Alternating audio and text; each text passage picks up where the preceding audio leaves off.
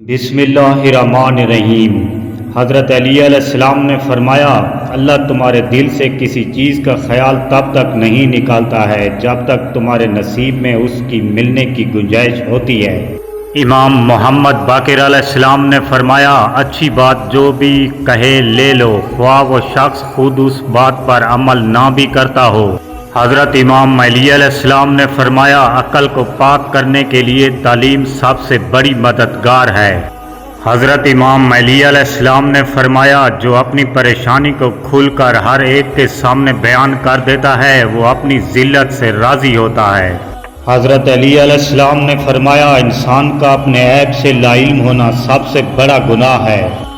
حضرت علی علیہ السلام نے فرمایا، صبر دو طرح کے ہیں، جو ناپسند ہو اسے برداشت کرنا اور جو پسند ہو اس کا انتظار کرنا۔ حضرت علی علیہ السلام نے فرمایا، دل کی اصلاح اس طرح ہوتی ہے کہ اسے یاد خدا میں مشغول رکھا جائے۔ حضرت علی علیہ السلام نے فرمایا، انسان کی روزی بند کمروں میں بھی اسی طرح پہنچے گی جس طرح موت پہنچتی ہے۔ حضرت علی علیہ السلام نے فرمایا، خدا اس بات سے بے حد بلند ہے کہ جس سے وہ دنیا میں گناہوں کی سزا دے چکا ہو اور پھر آخرت میں دوبارہ سزا دے گا۔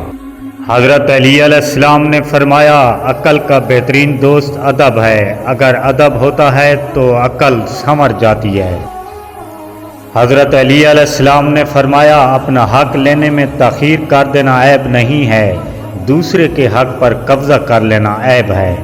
حضرت علی علیہ السلام نے فرمایا، جو شخص اللہ کے علاوہ کسی اور سے عزت کا طلبگار ہوتا ہے اسے وہ عزت ہی برباد کر دیتی ہے۔